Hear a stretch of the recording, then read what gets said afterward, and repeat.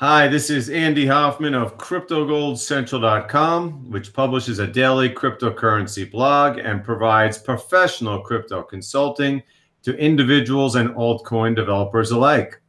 This week's guest is invaluable to the crypto space in more ways than I can count. From his role as a Bitcoin evangelist, crypto dividend expert, and entrepreneur, he has helped many people, myself included, to become significantly wealthier and happier. That man, of course, is fellow World Crypto Network colleague and perma Bitcoin optimist, Adam Meister, who in my view is one of the global crypto community's most valuable assets. To that end, Adam, welcome to this week's 101 podcast, which I aim to spice up with discussions of not just Bitcoin, but numerous altcoins. Well, thank you, Andy. It's great to be here, man. Yes, Adam is in Chile right now. He's traveled more in the past year than I've traveled my entire life. Kudos to you and your lifestyle. Thanks. Okay, so going back to the first time I listened to his daily podcast in January 2016, Adam has been a rock of Bitcoin optimism through times of thick and thin. In many ways, I attribute the empowerment he gave me to my own success, particularly during volatile and/or down markets. Heck, he coined the term crypto dividend before Bcash forked off, assuming, contrary to nearly everyone else, that it would be a positive event for Bitcoin. This is why I had him on my show the day Bitcoin's market cap bottomed in February at the Hoffman line that he coined at $100 billion, and why today, with the sector amidst yet another bout of wildly volatile movement, I'm pleased to have him today. The way I see it, and have seen it all year, Bitcoin continues to consolidate the massive gains of the post-halving era, particularly the monstrous upward revaluation that clearly became frothy when Wall Street entered the game in the fall, post-SegWit and the aforementioned Bcash fork.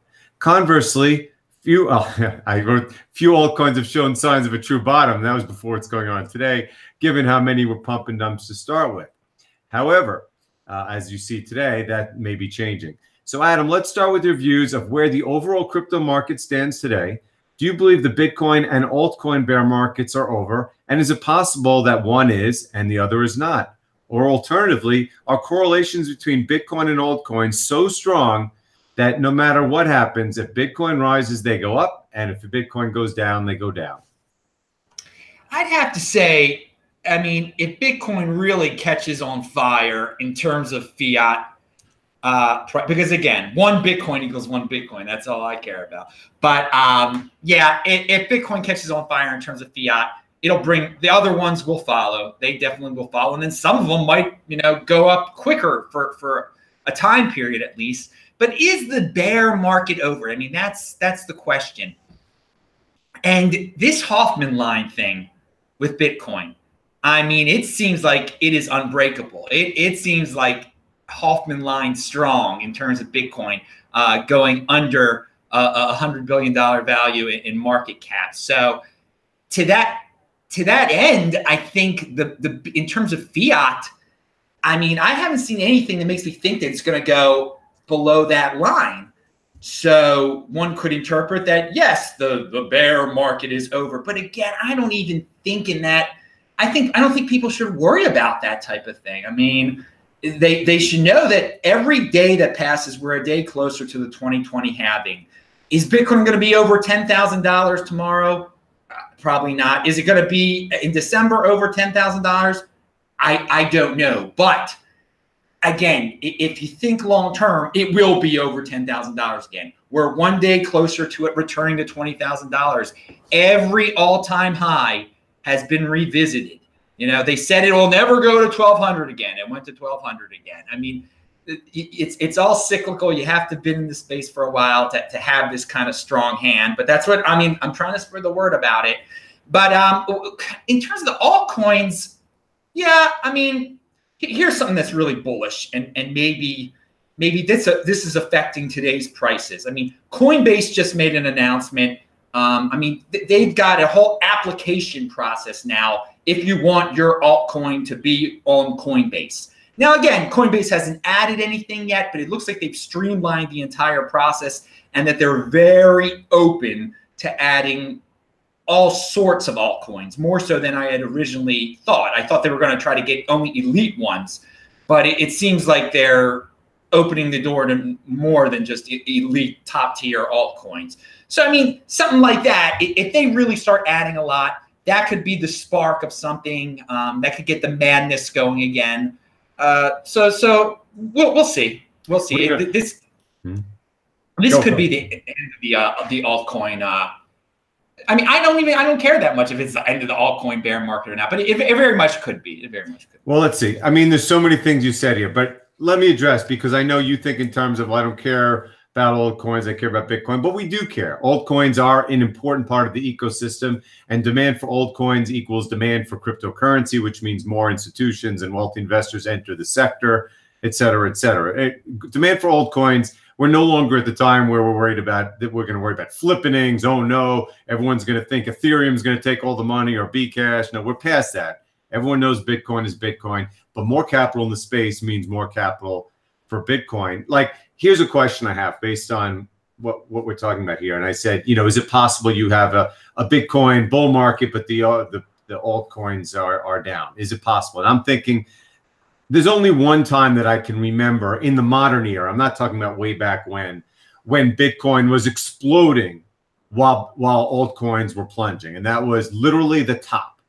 Like in November, December of 2017, for a few weeks, when Bitcoin went to 20,000, altcoins were plunging hard, like the opposite of what we saw, like when Bcash would pump and Bitcoin would go down. But since then, we have never seen a scenario like that. We've seen modest moves in Bitcoin dominance, but not a wholesale altcoins going down with Bitcoin going up. Do you think, based on how the sector has matured, that we'll ever see a time again where Bitcoin is pumping hard while altcoins are crashing? Well, I think another way to phrase that, well, a time when Bitcoin dominance is going up very fast. Well, put it this way, yeah, because, I mean, you could have Bitcoin dominance going up with Bitcoin and altcoins going up, or with both going down. But do you think we'll see a time like in December of 2017 where dominance is going up because Bitcoin's going up and everything else is going down? There'll be short periods, but it always seems like when Bitcoin pumps, then they follow later. A bunch of them follow a few days later, a few weeks later. They play a catch-up type of game. But I mean, can you time it right that you're going to be gaining in terms of Bitcoin? Because you got to value your wealth in Bitcoin. That's hard to do. But there will be I think in the future there might be a time, the reckoning it'll be where some altcoins will just be proven to be, some of the lower tier ones will just be proven to be totally worthless, and there'll be just a lot of money dropping out of the lower end ones going into Bitcoin. So but that won't be for a while, probably. I mean, we're still in, everybody thought we had a tremendous time of crypto madness back in 2017. They compared it to the dot-com bubble. We haven't had our version of the dot-com bubble yet. So in the near future, no, I think the answer to your question is no, that they'll keep on following Bitcoin, and they will, there'll be times when they'll be going up faster than Bitcoin, some of them, but we can't predict which ones will be doing that.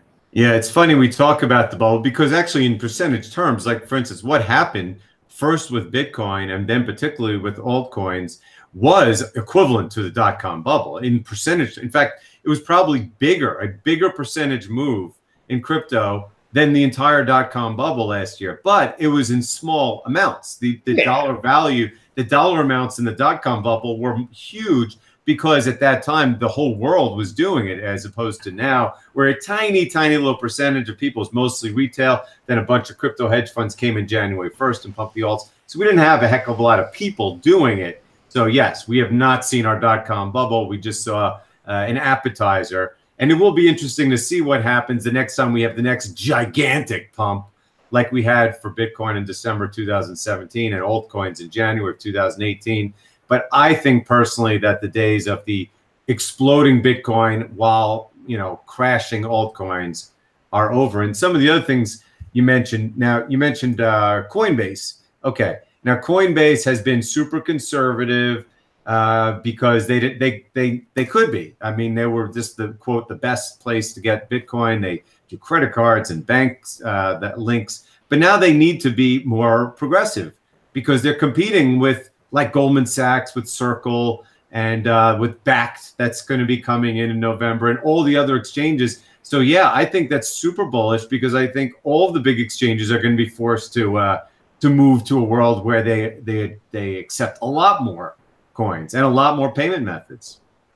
Oh yeah, I mean this is the trend. The trend is to diversify what you're selling. So they're just jumping on, and it's a sign. I mean, it's a sign that the times that people out there want to diversify for it's boring to the masses just to buy Bitcoin. So I mean, Coinbase is giving the people what they want, what the 80%ers want. The 80%ers want to buy Ripple. So for all you Ripple people out there, yeah, Coinbase has been stringing you along for a while, but yeah, they'll probably be selling Ripple soon enough. Yeah. We'll talk about Ripple in a second. And again, I want to say, again, the altcoin, comparing the .com bubble to this, again, my grandmother in 1998 bought PSINet, which was, or 1999 was part of the was part of this whole So when that equivalent is happening, when my grandmother, who's now 95 years old,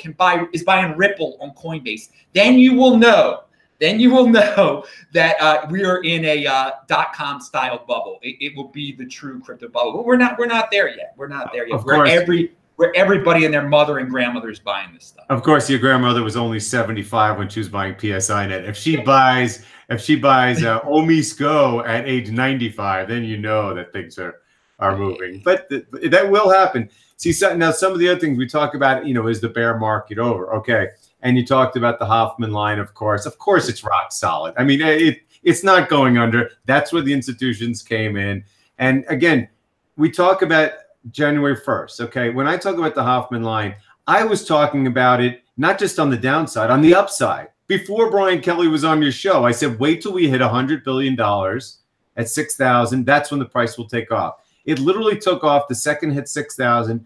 Went right to 20,000. Then the crypto hedge funds came in January 1st and pumped all the alts, and the rest was history. Now, but barely any crypto hedge funds actually launched. I mean, this was Bitcoin had just gone over that Hoffman line when we hit January 1st last year. But think about it, people. We've now been an entire year of being over $100 billion. We've also seen Bitcoin maintain that line and get stronger hash rate, stronger everything. And of course, now the fiat currencies are in big trouble. Gold is dead. So we're heading into January 1st, 2019, which is only 3 months away. And do you have any idea how many money managers have been doing research this entire year? They've been lining up crypto exchanges, figuring out how to store things. Now they know how the futures exchanges work because they've been going on for a year. By the way, Bakkt is starting November 5th. And God willing, if that ETF is approved by December 29th, you're going to see fireworks like nothing before. So my prediction is that come January 1st, and there'll be some front running before it, you're going to see an explosion of crypto hedge funds that's going to make last year's batch look tiny. And then, of course, Adam, we're going to be 1 year close to the 2020 halving and very close to the Litecoin halving, which will be in August of next year. Oh, heck yeah. I want to point out, all of those things that you said are going to happen relatively soon. I want everyone to remember out there, they're going to happen. The institutions and all this stuff, it's going to happen. It's just a matter of when. So you just have to be patient. And what ends up happening is people just get so disappointed when it doesn't happen next week or when it doesn't happen next month. And they say, oh, they just can't. I don't know why people are so impulsive and why people are so impatient. All of these things this space is going to grow. It's going to mature. It's very immature and small right now. But if you guys have been paying attention at all to what Caitlin Long says, what all these other guests say that have been on our show, that have been in finance, this intergenerational wisdom from these people who have been in finance for so many years, it's just a matter of time. Be patient. The money is going to pour in. It's not Bitcoin isn't some fad or something like that. It's just people put serious time and effort into thinking about this. These institutions are patient. They didn't get rich from being impatient and just jumping into something. They're taking their time. They're making sure it is going to be perfect when they really come in. So it's just everything that Andy just mentioned. It's just a matter of time. Be patient, people. Yeah, and by the way, again, everyone should see the show. I think it was last week, or no, it was 2 weeks ago. I was on Adam's show with Caitlin Long, who I met for the first time. Also, a guy named Farzam from South Africa. I mean, that was a really good show. There was some serious financial topics. I am definitely going to have Caitlin on my show at some time soon. She was you guys were great together, and Farzam also. I mean, yeah, that was a very entertaining show. People are still complimenting me on this. Yes. And my theme, today I wrote about Bitcoin mainstreaming again. That's been my theme of the week. Bitcoin is now a Scrabble word. Google has lifted its cryptocurrency ban. The Japanese, I just saw the Japanese PayPal is now accepting Bitcoin. Can you imagine if actual PayPal accepted Bitcoin over here? Well, it's happening in Japan, and it will happen at PayPal here. It's just a matter of time before the social media companies in the United States start to deal with it. It's just people just have to be patient. And again, 2020 isn't that far away now either. So I mean, time flies. I try to enjoy every day. I don't try to rush life, man. I don't try. I'm patient. It'll happen eventually. Well, you know what? In the spirit of Thomas Hunt, I'm going to ask an exit question right here for this topic, okay? Yeah. Who do you believe will, and this, again, for things that will happen, trust me, people, this will happen with a capital W. Who will acquire Coinbase? Oh, God, it's one of them. One of those huge financial institutions will probably. I'm not going to guess which one. Because they're all the same to me. Yes, Bank of a bank. Well, let's see. Who's based in San Francisco? Is Wells Fargo based in San Francisco?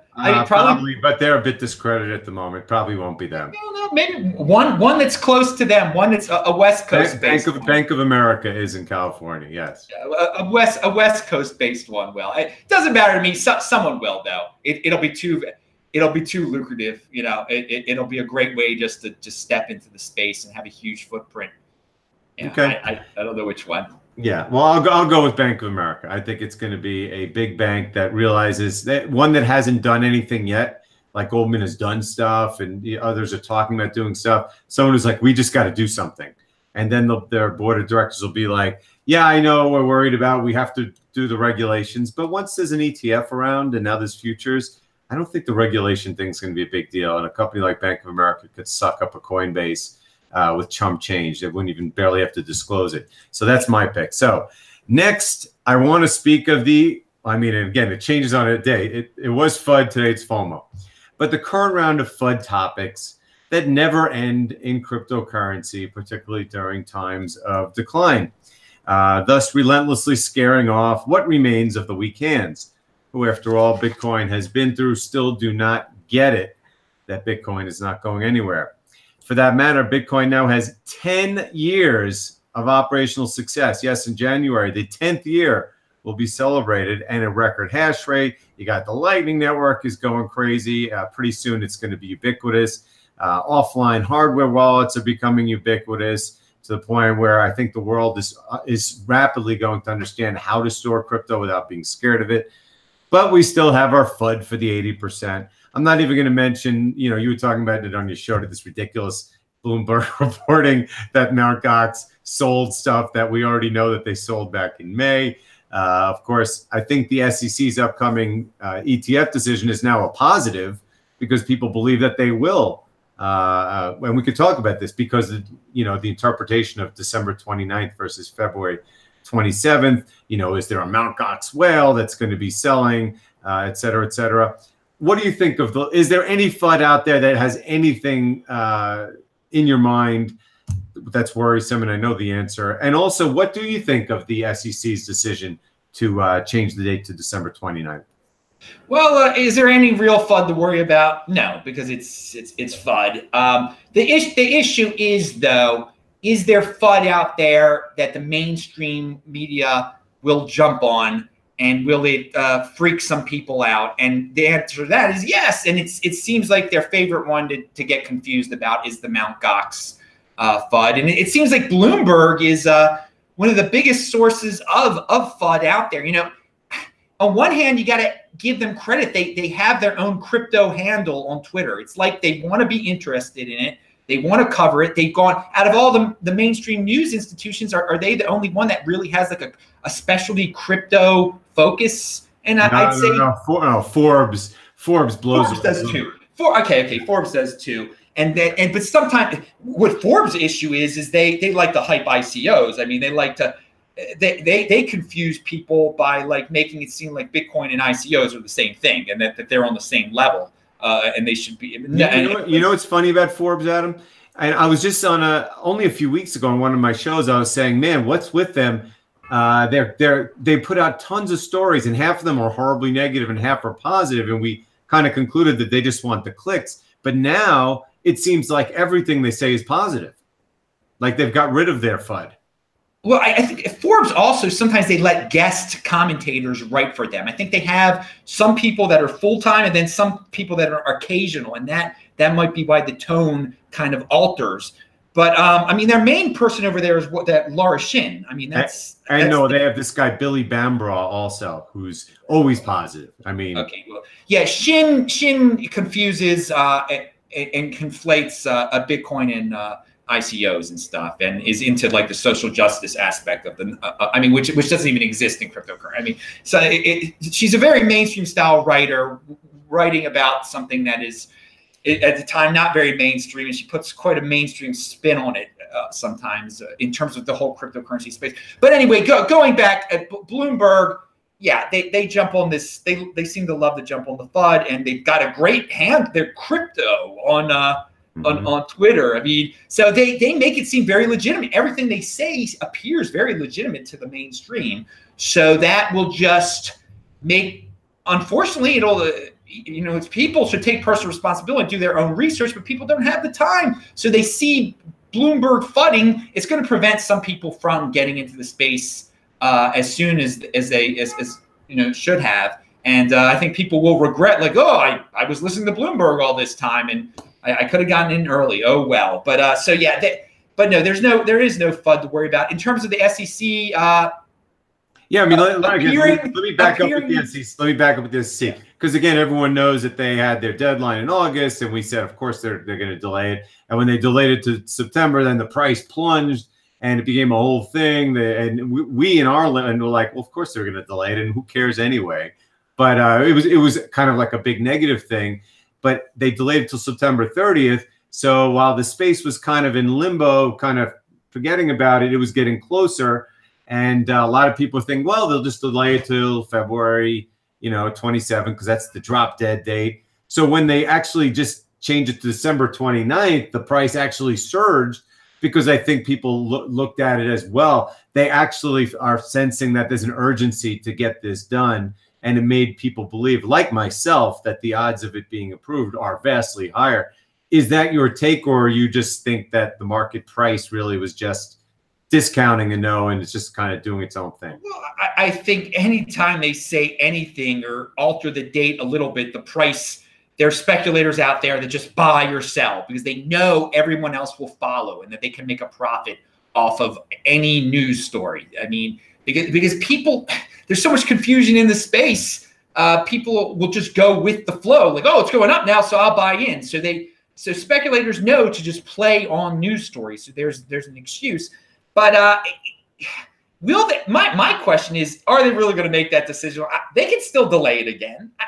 I wouldn't be shocked if they find some way to delay it again. I think people do get a sense of relief, though, because they are so impatient. They just want a date. They just want to know a date. So maybe that did help pump the price. But I still think even when the government tells me a date, I know they still can change the date. I know they still can change the date. I know they're gonna make a decision eventually. They're gonna make a decision eventually, and they're gonna approve one of them eventually. And this could be the one. So, going back to the FUD issue again, there is another type of FUD that concerns me, and that is the and it is a real. We had the issue with the bug in the code, in the Bitcoin Core code, and there was no damage done, nothing happened. It was caught, but then all these stories come about, you know, what could have been, and there's all this, it's kind of overblowing the entire situation. I mean, it would, even if someone would have taken advantage of it, it would have been caught too. I mean, this is a lesson in just, it's a reminder, you got to take your time. You got, even the masters, you know, stuff can slip in there. I think it's just, it's a lesson learned, and it goes against the whole narrative of people who have tried to say, well, we need to do X, Y, and Z now. We need to hard fork now. Hard forks are the answers. I mean, those things are totally complex. This thing was a little thing that could have caused some problems. Imagine if you rush something that is a major thing. That can, and again, with the 2x, remember there were people who wanted to do the SegWit 2x. And when SegWit 2x was finally born, it was born, came about, it blew up right away. You can't rush these things. So yeah, there's FUD, there's confusion surrounding what happened, and that is FUD, and you know that can turn some people off. I'm not sure. Yeah, I'm not sure. I thought that I had written down a talk about that, but I'm just trying to gloss over because there's so much positive going on. But yes, the bug is a great example. First of all, people, you do remember that Bcash literally could have been destroyed by the bug that a Bitcoin core developer anonymously told them about and helped them patch only a month ago. Not talking about a little thing. Bcash could have been killed by this because of what Adam's talking about, because they have barely any developers. They don't know what they're doing. It's a hot mess, and it's there only for speculating. And yes, that Bcash could have been destroyed. This bug, again, when the bug was found out, you know what the price did? Nothing. In fact, it went higher because they like to talk about it as catastrophic bug, but it had been around for a year and no one even figured it out. And if they had, the net result would not have been a big deal. There would have been a little inflation of supply. It immediately would have been recognized. They would have fixed it, and there would have been no big deal. That's the beauty of having hundreds of people on the core development team. And it also makes it even more anti-fragile because now they'll look at it even harder. So that bug was, if anything, a good thing. There was no any danger to Bitcoin, and it's all passed. I think it reveals something else. It had been around since April of 2017, March or April of 2017, and no one found it. Yet we have all these people out there, and this is FUD also. There's so many people out there. The United States government or the Chinese government or whatever government is, it can do anything it wants to. It can shut down Bitcoin. It's keeping an eye on Bitcoin. The NSA is smarter than the developers of Bitcoin. This is proof that the governments of the world aren't paying too close of attention, or don't at least have smart people paying close attention to it, because this bug has been around for a while, and the government could have taken advantage of it. Did that happen? No. So again, I think there's a lot of people who like to hype up governments being able to do X, Y, and Z to Bitcoin, and they had their opportunity. They're not. I don't think the governments care very much about Bitcoin yet. And I don't know if they ever really will, because they have so many 80%ers who worship them and buy into their fiat lifestyles and just want their big TVs and their Obama phones and whatever free stuff they can get. And again, the Chinese government provides their people free stuff too. It's not worth their while to try to sabotage Bitcoin. It really isn't. They've got the masses under their control. So for all the people out there who like to say a government could shut it down, no, a government isn't going to be able to shut it down. They had their chance to mess with it. They're clearly not paying that close of attention to it right now. And under the category of those that can't teach, those who are not great coders will go into the government and work for the NSA. Because if you're a truly great coder, you're going to go into the private sector and get paid for it, or you're going to do something novel like become a Bitcoin core developer. To believe that anyone in the government is even close to the intellect of the people who are building the greatest financial invention of all time is comical. Now, I want to talk about altcoins, okay? As the Bitcoin-led digital age unfolds, you can be a Bitcoin maximalist or not, but the fact is altcoins aren't going anywhere. I'm not even going to debate anymore, is there a space for altcoins? Altcoins are here to stay. They are not going to usurp Bitcoin as a monetary asset, but they are going to fulfill roles in society, even if those roles are just speculation. So I want to talk about some specifically, and have a lot of negative stuff here. I don't even want to talk about it in terms of it. Look, you have Ethereum. It has a lot of headwinds right now because it's got the proof of work versus the proof of stake. It's got all this competition out there. It's got the ICOs that hold 600 million of it on their balance sheets and could sell it at any time. And of course, the ICO market is not exactly high. Then you have Bcash, which it's got the Bitmain overhang, although as we learned just today, Bitmain filed its IPO prospectus with the Hong Kong Stock Exchange. So it looks like the Bitmain deal will in fact get done. And that's why Bcash is pumping today, because everyone is realizing, well, if they get all that money, then they're not going to be forced to sell their million Bcash. Then you have Ripple, which is in a massive pump. It's doubled in the last few days. They say, well, they may do an offering or of some sort that the company says is going to be greater adoption. I don't really understand that. But the fact is, there's some animal spirits in a big way, okay? So, Adam, I'm just curious. Okay, I know you're a Bitcoin maximalist and you only recommend Bitcoin purchases, but I'm curious to see, what do you think just of these coins? What do you think of Ethereum, Bcash, Ripple, and heck, Litecoin? What's your thoughts about them? I wanted to add one quick thing. Yes. Monero just had some issues with the wallet, some bug, and they went up in value. So it just shows you how this is how these markets work. Sometimes when you have a problem, you go up in value. So let's talk about Ethereum. Ethereum has a scaling issue apparently that isn't solved yet, but hey, everybody loves Ethereum. It's apples and oranges to Bitcoin, though. I mean, they're trying to build a world computer and everything, and there are smart people working on it. It's not a store of value, although you'll have all these Ethereum so-called fans out there try to say it's a better store of value than Bitcoin. I mean, it doesn't even have a cap on how much is ever going to be created. Is it going to go to proof of stake that's still out there? So there is some uncertainty, but it has been dumped upon. It has gone down in value in terms of Bitcoin for quite some time. So again, it's all cyclical. It will go up in value in terms of Bitcoin again. All of this stuff will be resolved. They have a figurehead that everybody loves, or that a lot of people love. There are people out there who have a great interest in marketing it or making it appear to be the next Bitcoin, although Bitcoin is the next Bitcoin, and keeping it as the number 2 cryptocurrency. So I mean, let them do what they're going to do. The ICO thing, it'll come back again. It might be totally different.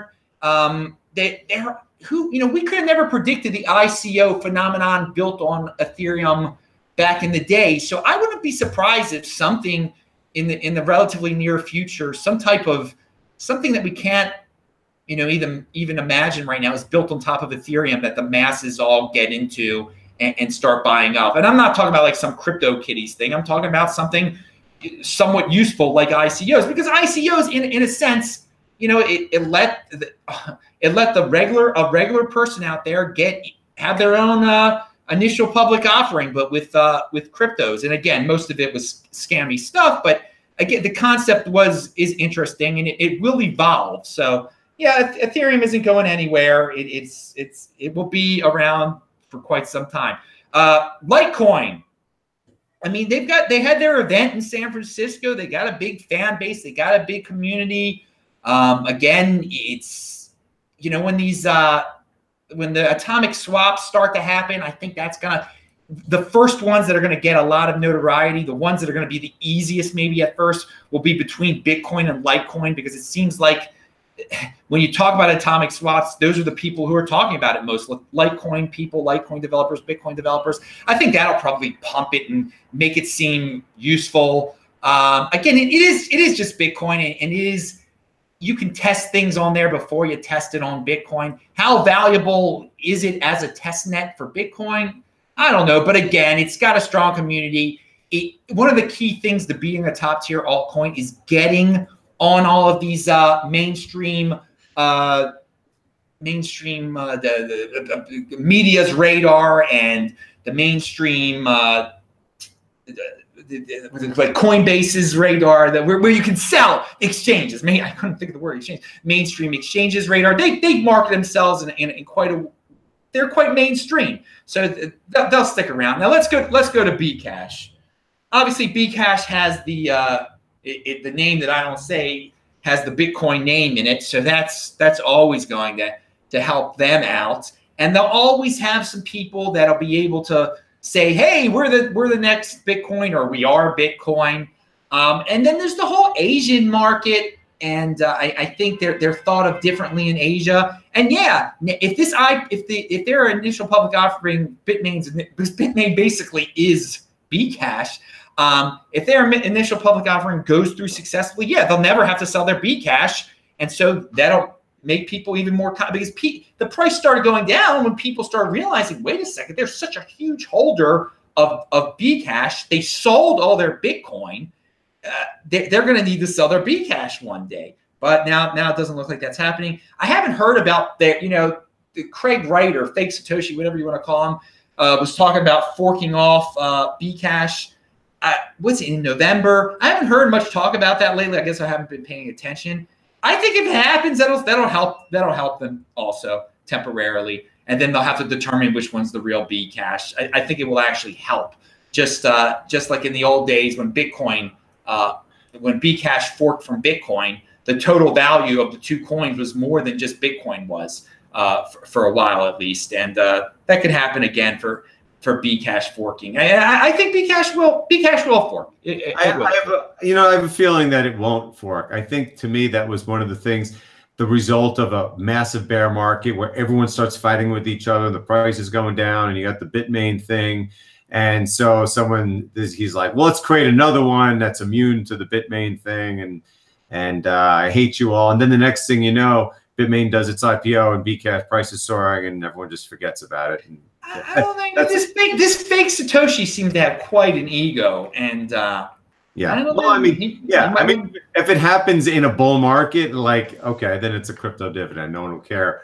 But to me, I remember writing a few months ago that this Bitmain IPO, if it happens, and this was before we even saw the disclosures where we learned what we already know, what we supposed that Bitmain owned all of the Bcash. I said the Bitmain IPO could be the story of the year. If you have huge valuation for this huge company, that it's going to cause an influx of capital from around the world. But now, now that we were in the middle of a bear market at the time they disclosed it, and they had to talk about the Bcash Ponzi scheme. It looked for a while like it wasn't going to happen, but now that it looks like the sector is turning in a big way, I think the biggest issue in Bcash it has been that overhang, like you said, and that there's always going to be people who have no freaking clue what it does. They just know it's one of the bigger coins, and they will buy it. And like you said, in Asia, they think of it differently. They think Jihan Wu is a genius, and if Jihan Wu goes public for $18 billion, he'll be an even bigger genius, and people will buy Bcash for that reason. Yeah, I think that is an excellent point. That if they pull this thing out successfully, it'll be huge for Bcash, but it'll also be big for, and you pointed this out, for the entire space. And it could be the story, just like you said, it could be the story of the year. I mean, again, people were down on it when they were reading the prospectus that that they sold all their Bitcoin. But again, if they pull it off, and then a lot of people start pouring money into Bitmain, just handing it over, it'll be good for the space. It'll be like, this is a total cryptocurrency company that is worth an incredible amount of money that that pulled off a successful initial public offering. It'll be the first pure cryptocurrency company to be able to claim that, I believe. And then, I mean, that'll be a validation of the cryptocurrency space. Oh, absolutely. It'll be by far the biggest public cryptocurrency company, and it'll be a real company too. I mean, a big real company. It's sexy. It's in China, all that stuff. Yeah. So again, yeah, that's a great point. So again, for all the Bcash haters out there, and you can hate it if you want to, even if they pull off something successfully, they can help the entire space. I mean, it is all interconnected. And yeah, the China point is great because people just always blow everything that deals with China out of proportion. Whenever the Chinese government, we've kind of moved past that in terms of the FUD. that, you know, in the old days when there was any Chinese FUD, woo, just, you know, the price would go down. Yeah, we could go from a period of Chinese FUD to Chinese FOMO. And again, you know, I mean, Asia's where all the crypto excitement is now. The North America will be last, and Europe will be even behind that. It's going to be, the next wave will be Japan, China, Korea, probably some other countries. That's where all the hot, you know, IPOs are going to be initially. They will have some wild, irrational exuberance over there before we have it over here is another way of saying it, I guess. Especially if we learn, the other thing that I suspect is that the Japanese government has been acquiring Bitcoin. I believe that with all my heart. I think that they're the smartest government related to Bitcoin in the world, and that they also have the biggest debt problem in the world. And that's why they're going to embrace it in a big way. But that's another story. But as for Ethereum, again, you know, so many things happen during a bear market that get attributed to like the company to the coin itself, when the real issue with Ethereum was the bear market. And to me, that overhang, just like Bcash had its overhang of Bitmain maybe having to sell, everyone knows that there's 600 million or more of Ethereum on the ICO balance sheets that everyone was worried that they're just going to dump. But if you're in a bull market, no one cares. Everyone's going to say, well, of course they're going to hold on to it. It's going up. In fact, they'll probably do more ICOs. And I do believe the ICO market will recover. It will become more accepted on a regulatory basis. And there'll also be ways of doing it that get around the regulation that there's no way. So, and, you know, as for its competition, the Cardanos and EOSs, I mean, yeah, they can try to do their own thing. But Ethereum has such a gigantic head start of the network effect that I believe that all the issues that people were worried about are going to just disappear. And when the crypto hedge funds come in January, they're going to bid it up in a big way. And as for Litecoin, no, it's no longer a test net. Bitcoin doesn't need a test net anymore. But it is a coin that's been around 10 years or 8 years. And it is one that's going to be having a halving in less than a year. And I think that's going to be an amazing, amazing preliminary. People will see what happens. Right? I mean, what's your thought about the Litecoin halving? Yeah, I want to say two things about Litecoin and Ethereum, and then I'll talk about the Litecoin halving. Something that, you know, Caitlin Long pointed out. You know, first, all these institutions that are going to try to rehypothecate, I can't even say the word. Rehypothecate, yes. Bitcoin and, you know, the ones with the third-party storage and all of that. They're going to start with Bitcoin, but then they're going to move on. She specifically said, oh, yeah, sure, Ethereum. So one thing we got to remember when we're talking Ethereum and Litecoin, those will be the first two ones that'll be right after Bitcoin gets played around with Wall Street in a major way. Those ones will be right. Like those ones will be next. Yeah, like ETFs. And again, with Ethereum, you know, I say Bitcoin is the next Bitcoin. Guess what, people? And then people are not going to exactly like this. Ethereum is the next Ethereum. All those other ones, they're not going to be able. Those are just people who want to pump their. I mean, it's a good marketing ploy. We're the next Ethereum. We're going to be better than Ethereum. It's so much more well known than the other ones, and it's actually so many ICOs built on it. And again, there could be problems with the switching over if there are big rumors that they're going to switch over to proof of stake. But they're not going to do that. They are not going to. That's so ridiculous. I don't know. And then it could pump the Ethereum Classic price. But again, you know, how many ICOs are built on Ethereum Classic right now, if any? I mean, I think there might be a few or something like that. But in terms of the EOS stuff, I mean, that's where I hear the most hype. Like, next, it's better than Ethereum. It's better than maybe it is, but no, Ethereum is the next Ethereum. Okay, so then the question with the Litecoin halving. I mean, I still defer to 2015 when I went through the Litecoin halving and nothing happened. I mean, it didn't pump the price or anything like that. You know, this time. Yeah, but Litecoin's market cap was infinite. It was tiny, and we were in the middle of the post Mt. Gox bear market still. It was really that time. I remember I was at the Chicago conference. It was in July. I think that's when the halving happened, when I was actually at that, or it was near there. And the whole tone toward the whole crypto vibe was horrible then. It was like everybody was down on crypto in the summer of 2015. So it wasn't the best time to do it. I mean, well, that's just the way it works. It happened that way. But this time, Litecoin is much more well known, and again, and much more mainstream, as we were pointing out. And there may be an ETF by then. Yeah, and that's a great point. That's a great point. By that, we don't know. We don't know, and so that could help a lot. You're absolutely right. But the way I look to it, it's going to be at the very least, it'll be the first wake up call to the masses that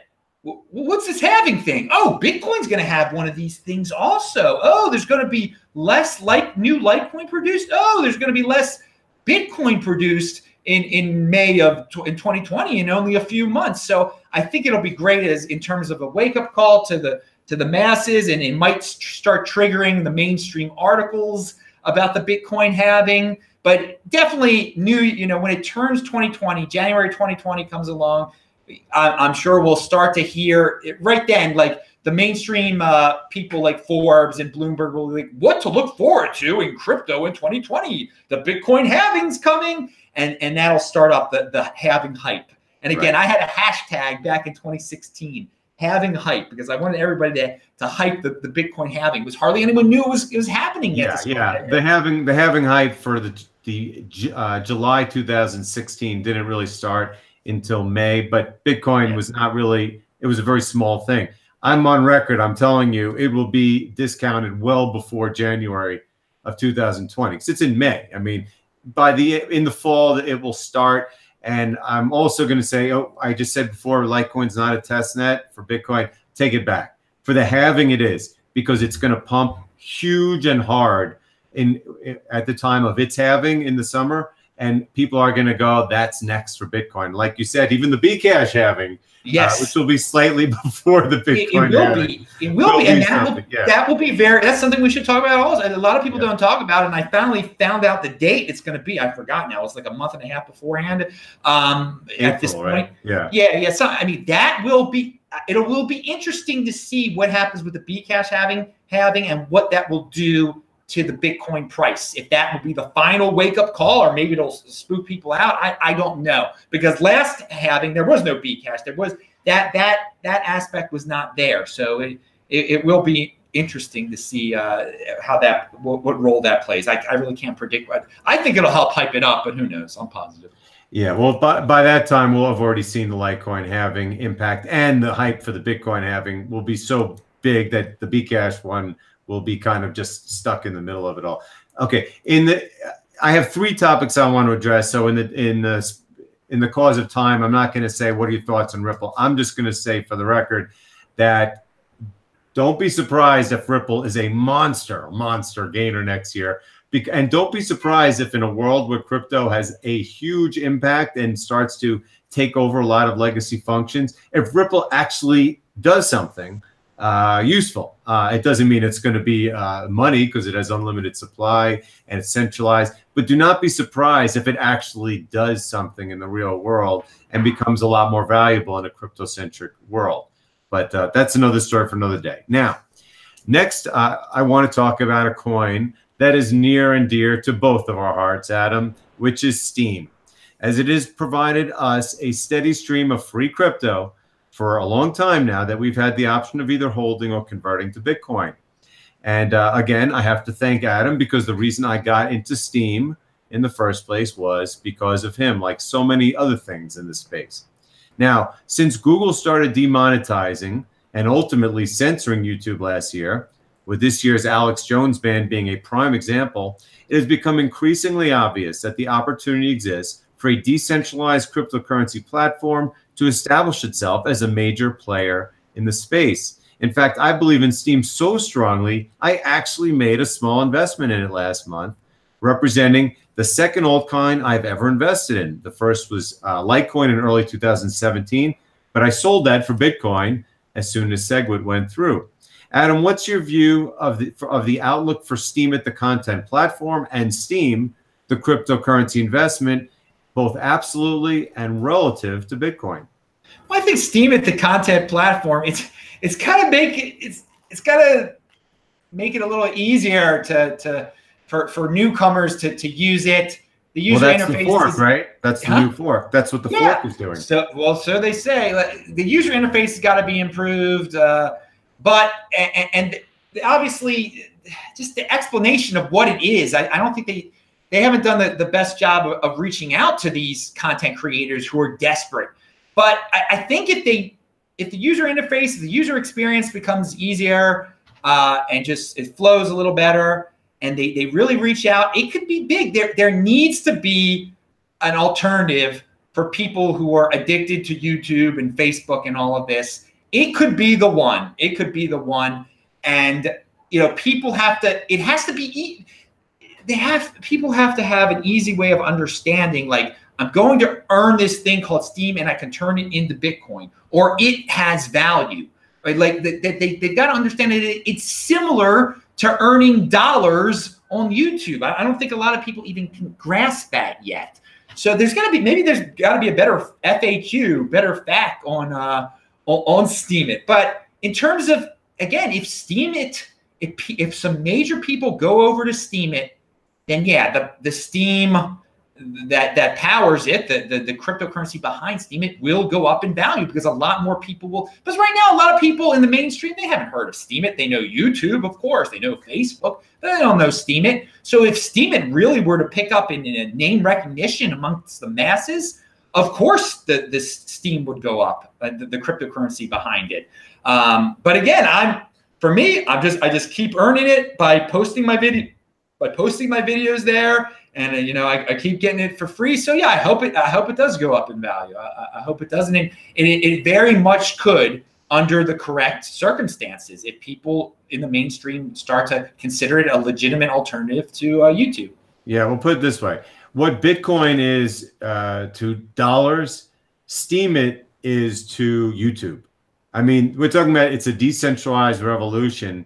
And YouTube epitomizes the centralization of social media. And you see Mark Zuckerberg, he's up on Capitol Hill because they're saying you have privacy issues. And of course, Google's got privacy issues of its own. I mean, look, social media is going decentralized. It's that simple. Just like money is going decentralized, this is. And this is going to happen in social media a lot quicker than it's going to happen in money. In other words, the ability for Steem it to take huge market share from YouTube is a lot quicker, the timeline, than Bitcoin is from fiat currency. It's just that simple. So I look at this as a financial guy and I go, my God, it's got a market cap under $300 million right now. And it's got, just like Twitter has the insider edge on crypto, because all the commentators are on Twitter. Well, all the commentators putting out content are on Steem it for crypto. I mean, there may be other decentralized platforms, but this is the one. So and now, I had that interview with Patrick Ulrich. It's becoming actually decentralized now. It's not like, oh, Dan Lambert. Dan Lambert isn't even there anymore. It's not it has its own group of developers that making the decentralized network. I truly believe that this is like the only altcoin company, whatever you want to call it, that actually has the ability to really, really damage, take a huge dent out of the mainstream in the coming years. And that's why I bought a little of it. And of course, I continue to still earn it and learn about it, about how it works, because I think it's brilliant. And I look forward to seeing how it goes. Okay. I have two more. It's a great gateway to get people into crypto also. It is. People who might have never gotten into crypto, if they just find out about it, and it's a gateway into crypto. Well, put it this way, because there's not many cryptos where a news event can cause it to move. But tell me, Adam, what do you think would happen if tomorrow it is announced that Alex Jones has said, from now on, I am putting all of my content only on Steem it, and I will be collecting Steem and accepting Bitcoin for subscriptions? Oh yeah, the price in terms of fiat would go up quite a bit, quite a bit. I mean, and something like that, it might not be Alex Jones. It could happen. It could happen, because that would be everyone would say. All of a sudden, all these haters of Alex Jones in the mainstream media would have to cover this story, and they would be talking about this Steem it. And everyone, it would pump. Oh my God. Well, first of all, in terms of Alex Jones, this is nothing far-fetched. First of all, he's as anti-establishment as it comes. I mean, if there's any candidate, it's kind of like in Max Kaiser territory, someone who's very well known by the mainstream and has accepted Bitcoin wholeheartedly. I mean, Alex Jones would be the perfect person to do it. More importantly, from a practical standpoint, he's got to make money. I mean, he just had his primary source of revenue cut off completely. And he's got to be saying, he's got to be talking to his guys, I have all this content that made me money and now it makes me none. How can I make money with it? And some people are going to say, well, why don't you just get on this Steemit? Of course, as soon as you get on Steemit, it's going to explode in value. Maybe you can cut a deal with their promotion team to get some, but it wouldn't even matter. He wouldn't even have to do that because, as you know, the highest, the most popular people on Steemit get the most upvotes and stuff. I mean, he'd instantly get $1,000 for everything he put up. Oh yeah, oh yeah. It would be. I mean, people on Steem, all the whales would be so grateful because they would immediately pump him up and just to make sure that he would stay. So yeah, we'll see. There's some interesting. This is the thing about cryptocurrency, man. The future is bright, and it's just the beginning, clearly, because all these mainstream people, whether they be hated or not hated, they haven't even dipped their toes into crypto yet. So yeah, well, you know what? I did have, because it's 11 o'clock, I was going to talk a little about stable coins, but that's a little boring. I'm not going to go into that, okay? I want to talk about what I had initially written as my last but not least, okay? This is the crypto dividend that yet again Adam informed me of nearly a year ago, that in my view, and it's my very strong view, it will be the most successful altcoin launch of 2018 and has the potential of being one of the best performers in 2019, which of course is Berodium, the Bitcoin airdrop I have spent the entire year discussing, building a community around as it approaches its likely launch. Not likely, it will be launching in October. Those that follow me know I've written at least 50 articles on Berodium, which can be found on my Steemit account, Andy Hoffman, and Berodium's Discord chat room. For those that don't know it, it's the first altcoin to be distributed solely via an airdrop to Bitcoin holders, which is not a Bitcoin fork, but instead an independent blockchain created over the past year by anonymous English-speaking developers. Its initial issuance is estimated to be around 750,000 coins and an ultimate cap of 2.1 million, which we won't get to for another 100 years.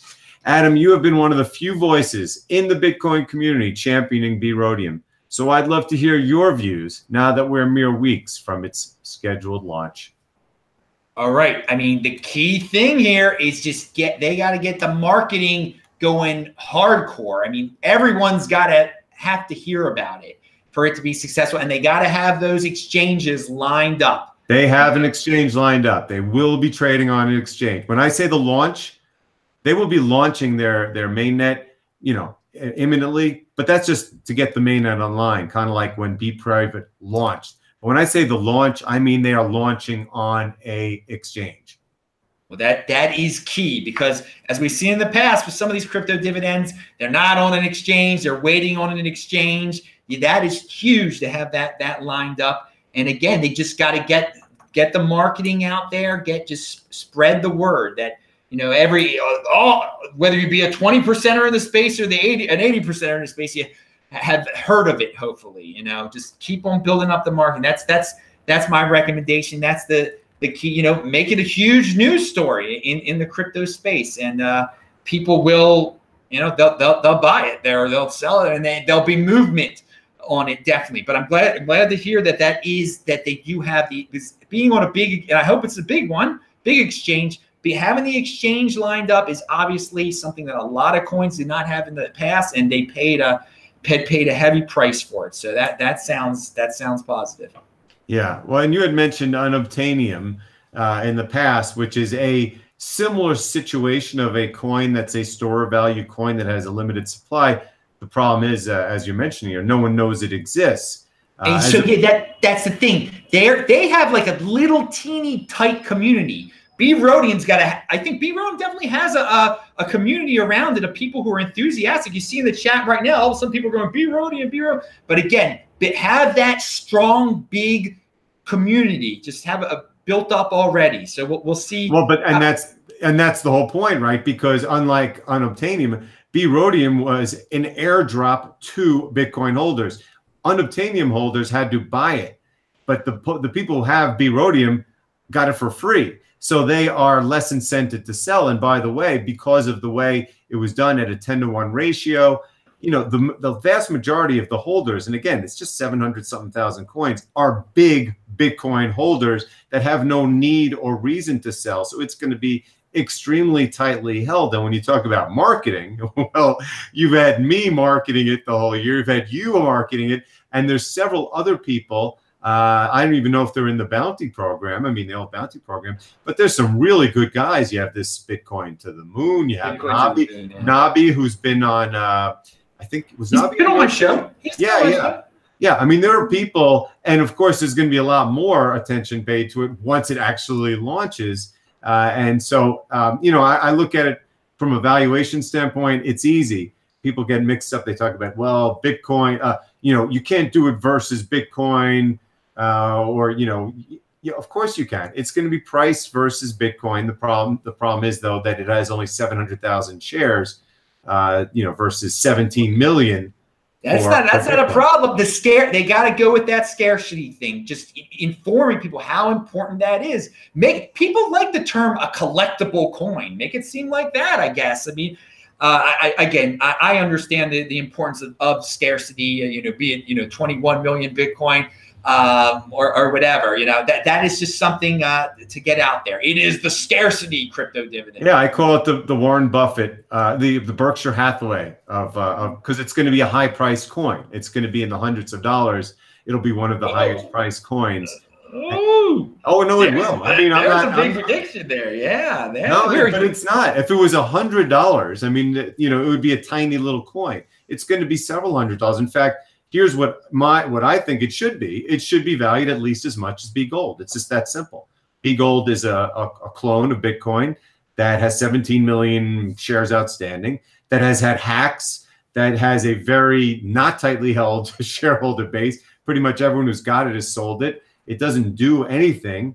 It doesn't have privacy features like this will, and it doesn't have much of a community at all. I think, I don't know what community there is around it. So I expect it to trade at least the value of the B diamonds, the B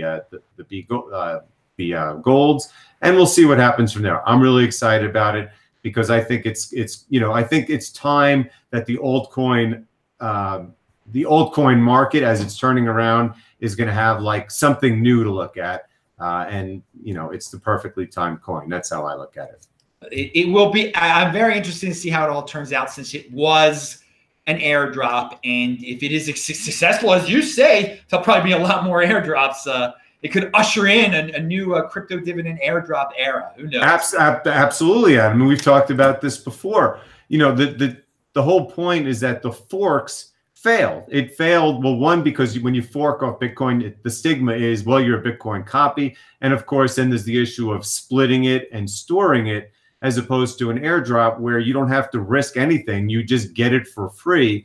And so I think that that's going to be the model for all crypto dividends in the future. Most of them, probably 99% of them, will be off of Bitcoin. So not only will this be a successful coin in my view, but it will also make Bitcoin far more valuable, because people will realize that there's going to be more crypto dividends coming off of it. But and the ones that come off in the future are not just going to be ones that, quote, are trying to copy Bitcoin, like B Cash or B Gold. They're going to be, it could be a coin, it could be a coin that's like a token for Starbucks that's an airdrop off of Bitcoin. I mean, that's how big I think the airdrop phenomenon is going to be. And that's why I'm so excited to see what happens with this in the coming weeks. Hey, bring on more airdrops. It's free crypto dividends for holders. It's more of a reason to be a holder. Pound that like button, people. Yes. Okay. So I'm not even going to talk about the last topic. I think we've had enough for over an hour now. So let's just conclude today's awesome podcast featuring one of the sector's most inspirational and passionate Bitcoin supporters, Adam Meister. Check out the Bitcoin Meister YouTube channel for his daily and weekly programming, the World Crypto Network's iTunes feed, and his Twitter handle @TechBalt. As for me, please check out my daily blog at cryptogoldcentral.com. Follow me at Andy_Hoffman_CG. And of course, email me at ahoffman@cryptogoldcentral.com for any questions about consultations. Thanks to everyone. Thank you, Adam, and have a great crypto day. Thanks a lot.